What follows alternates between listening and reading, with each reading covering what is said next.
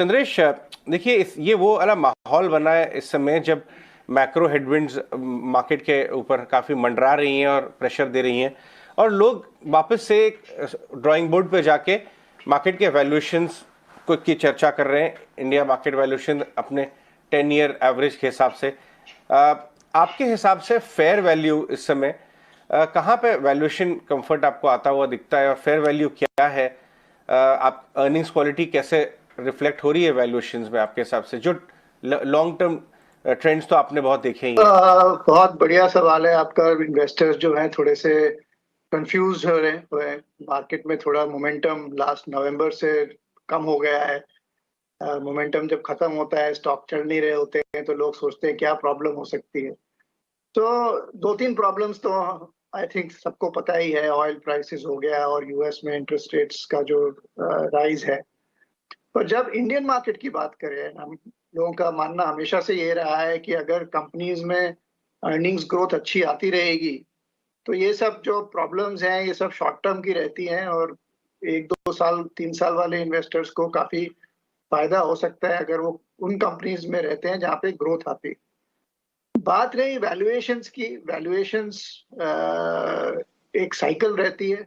जब interest rates लो है, risk appetite ज्यादा है, रिस्क ऑन जिसको हम बोलते हैं उस स्टेट में मार्केट है, तो पीपल आर ओके टू पे हायर वैल्यूएशंस।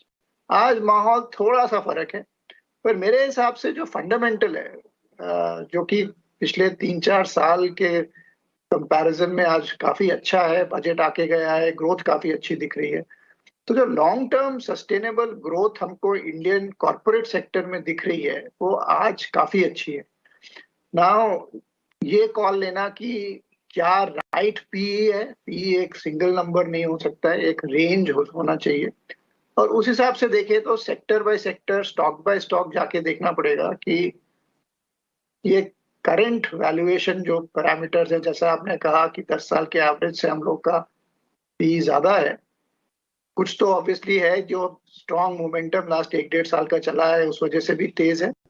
पर दूसरा आई थिंक फंडामेंटली, जैसे मैंने कहा, इकोनॉमी ग्रोथ है, उसकी वजह से कॉर्पोरेट सेक्टर ग्रोथ और प्रॉफिट ग्रोथ अगले 3 4 साल के लिए काफी अच्छी दिखती है।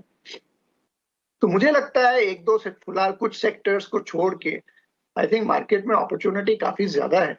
अगर आप फाइनेंशियल्स देख लीजिए, कंज्यूमर ड्यूरेबल्स देख लीजिए, केमिकल्स देख लीजिए, मेटल्स देख लीजिए, काफी सारी जगहों पे वैल्यूएशन अगर आप लॉन्ग टर्म के हिसाब से देखें, शॉर्ट रन में क्योंकि ये स्टॉक्स बहुत ज्यादा चल गए, इनमें थोड़ा करेक्शन हो सकता है एक्सेट्रा, वो सब पॉसिबल है।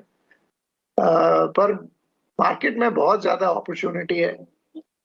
इन्वेस्टर्स को मेरे ख्याल से लॉन्ग टर्म पे फोकस करना चाहिए। अपॉर्चुनिटी बहुत बढ़िया है। लार्ज नंबर ऑफ कंपनीज, ऐसा बहुत कम टाइम में देखा गया है कि बहुत सारी कंपनीज अच्छा करने का पोटेंशियल दिखा रही होती हैं। हम लोगों के मार्केट में लास्ट 7 8 साल से नैरोइंग जिसको हम बोलते हैं, बहुत कम कंपनीज अच्छा कर रही थी, अभी वो ब्रेथ बहुत बढ़ गई है। और मार्केट ने उसको पहचाना भी है, उसी वजह से स्टॉक्स के भाव ऊपर है और पी ऊपर है और एक्सपेक्टेशंस है। बट वो एक्सपेक्टेशंस मेरे ख्याल से रैशनल है।